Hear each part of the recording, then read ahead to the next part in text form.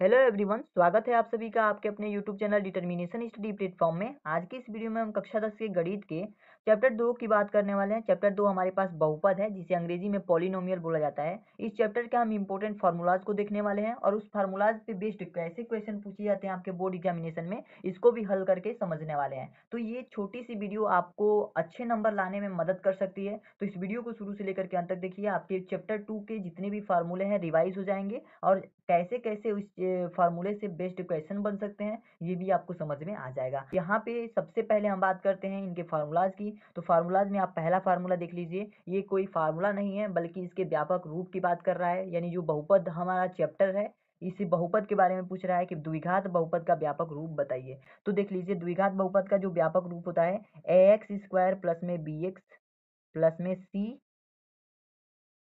ए x square plus में B x plus में सी जो होता है ये द्विघात बहुपद का व्यापक रूप होता है। द्विघात बहुपद का मतलब क्या, इसके घात में दो होना चाहिए। ठीक है, तो घात में इसके क्या है, अधिकतम घात में जो है दो होना चाहिए। अधिकतम चर का अधिकतम घात दो है, इससे बड़ा कोई इसमें घात नहीं है। इसका मतलब कि ये द्विघात बहुपद है और इसका व्यापक रूप इस तरीके से होगा। ठीक है, तो ये बात आपको समझ में आ गई। जहाँ पे ए बी और सी की बात करें तो ये अचर संख्याएं होंगी। ठीक है, अब देखिए, अब यहाँ से सूत्र की उत्पत्ति होती है। पहले सूत्र की बात करते हैं। पहला सूत्र हमारे पास यहाँ से आता है शून्यकों का योग। तो शून्यकों का योग का सूत्र क्या होता है, मैंने यहाँ पे बताया कि जो द्विघात बहुपद का व्यापक रूप होता है एक्स स्क्वायर प्लस में बी एक्स प्लस में सी है। तो मान लीजिए कि ये हमारे पास एक द्विघात बहुपद है और इस द्विघात बहुपद के जो शून्यक है अल्फा और बीटा है। मान लेते हैं कि इस द्विघात बहुपद के जो शून्यक है अल्फा और बीटा है। तो शून्यकों का योग अगर हमसे पूछ दे, शून्यकों का योग अगर हमसे पूछ दे यानी कि अल्फा प्लस में बीटा का मान पूछ दे, तो हम क्या करेंगे। तो हमें इसके लिए सूत्र क्या अप्लाई करना पड़ेगा,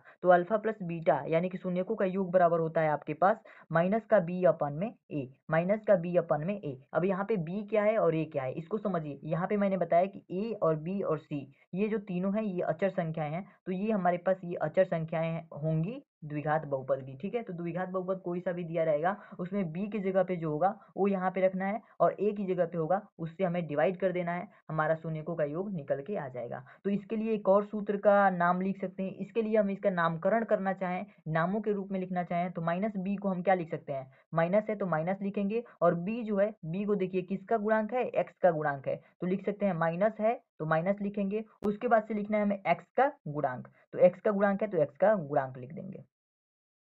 एक्स का क्या है, गुणांक है। बी क्या है, एक्स का गुणांक है। नीचे लिखना है आपको, यहाँ ए को क्या लिख सकते हैं, एक्स स्क्वायर का गुणांक, एक्स स्क्वायर का गुणांक। तो एक्स स्क्वायर के साथ गुणा हुआ है तो एक्स स्क्वायर का गुणांक लिख सकते हैं, तो एक्स स्क्वायर का गुणांक।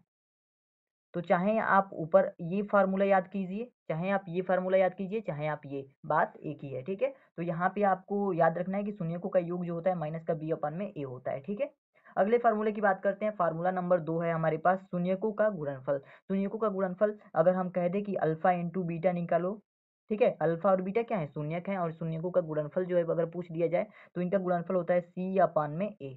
ठीक है, सी अपान में ए होता है, इसे याद रखिएगा। तो सी को हम क्या कह सकते हैं, सी हमारे पास ये जो है ना अचर पद है, क्या है, अचर पद है। तो लिखेंगे अचर पद, अचर पद बट्टा में ए क्या है, एक्स स्क्वायर का गुणांक है। तो ए की जगह पे हम क्या लिखेंगे, एक्स स्क्वायर का गुणांक, एक्स स्क्वायर का गुणांक। ये हमारे पास दूसरा सूत्र हो गया। अब अंतिम एक सूत्र बचा हुआ है, तीसरा सूत्र, इसको भी याद करना बहुत जरूरी है। तीसरा सूत्र है द्विघात बहुपद का सूत्र। ठीक है, तो द्विघात बहुपद का सूत्र जब भी आपसे पूछ देगा तो उसके लिए आपको फार्मूला लगाना है एक्स स्क्वायर माइनस का अल्फा प्लस में बीटा इंटू में एक्स प्लस में अल्फा बीटा। ठीक है, ये सूत्र होता है द्विघात बहुपद का, इसे याद कर लीजिएगा, सारे बच्चों को पता होगा। ये जितने भी सूत्र है ना ये चैप्टर 2 के सूत्र हैं और चैप्टर 2 के सूत्र यहाँ पे खत्म हो जाते हैं। इतने ही सूत्र आपके चैप्टर 2 में मिलते हैं। ठीक है, तो ध्यान से इन सारे सूत्रों को रिवीजन कर लीजिएगा, अच्छे से तैयार कर लीजिएगा, क्योंकि इन पे बेस्ड जो है क्वेश्चन आपके बोर्ड एग्जामिनेशन में पूछे जाते हैं। ठीक है, तो आपको मैंने बताया कि शून्यकों का योग माइनस का बी अपन ए होता है, शून्यकों का गुणनफल सी अपन ए होता है और द्विघात बहुपद का जो सूत्र होता है एक्स स्क्वायर माइनस का अल्फा प्लस में बीटा इंटू एक्स प्लस में अल्फा इंटू बीटा होता है। ठीक है, तो इस तरीके से हमने सारे सूत्रों को पढ़ लिया। अब इन सूत्रों पे बेस्ड कैसे क्वेश्चंस पूछे जा सकते हैं उनको जरा सा देख लेते हैं। तो ये छोटी सी वीडियो आपके लिए बहुत हेल्पफुल होगी, और अगर अब तक कुछ अच्छा लग रहा हो तो चैनल को प्लीज सब्सक्राइब कर लीजिए, क्योंकि ऐसे ऐसे सारे चैप्टर्स आपको मिलेंगे ऐसे ही वीडियो में, ऐसे ही मजेदार वीडियो के साथ आपको सारे चैप्टर्स के इंपॉर्टेंट जो फार्मूले हैं उन सबको मैं बताऊंगा। तो प्लीज चैनल को सब्सक्राइब कर लीजिए। ठीक है, तो देख लीजिए मैंने यहाँ पे एक एग्जांपल लिया है कि द्विघात बहुपद के शून्यकों का योग व गुणनफल ज्ञात करो। अगर हमारे पास ये द्विघात बहुपद है तो इसमें हमें शून्यकों का योग और गुणनफल हमें बताना है। तो यहाँ पे जो है दोनों सूत्र आपके अप्लाई हो जाएंगे और ये और आसान हो जाएगा। तो इस क्वेश्चन को कैसे करेंगे ध्यान से समझिए। इसको हमें द्विघात बहुपद के व्यापक रूप से तुलना करनी है। द्विघात बहुपद का व्यापक रूप क्या था, यानी लिखेंगे द्विघात बहुपद का बहुपद का व्यापक रूप द्विघात बहुपद का व्यापक रूप क्या था, ए एक्स स्क्वायर प्लस में बी एक्स प्लस में सी। ठीक है, ये हमारे पास था द्विघात बहुपद का व्यापक रूप। तो आप यहाँ से इससे तुलना करने पर लिखेंगे, इससे तुलना करने पर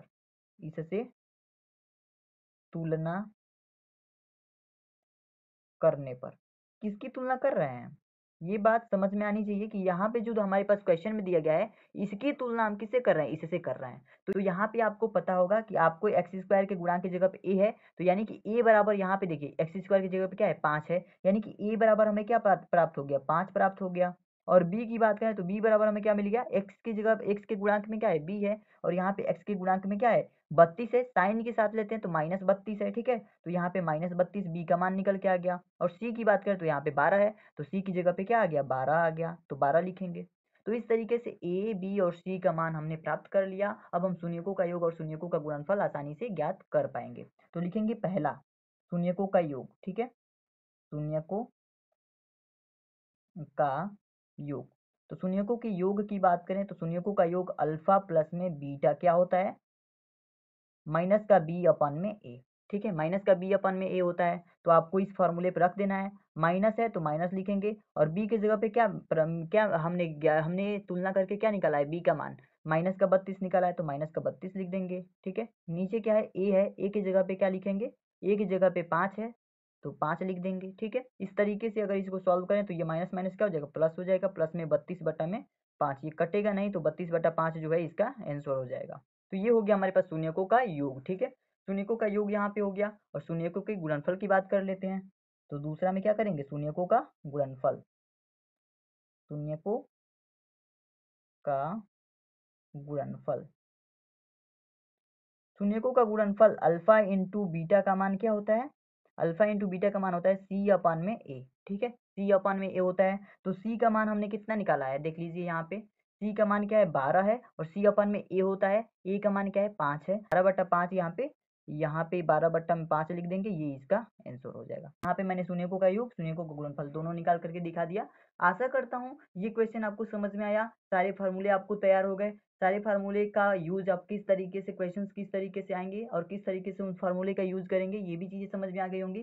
किसी भी तरीके की कोई भी प्रॉब्लम हो कमेंट करके जरूर बताइएगा। आज के लिए इतना ही रखता हूँ दोस्तों, मिलते हैं नेक्स्ट वीडियो में नए चैप्टर के इंपॉर्टेंट क्वेश्चन के साथ, इंपॉर्टेंट सूत्रों के साथ। तब तक के लिए धन्यवाद।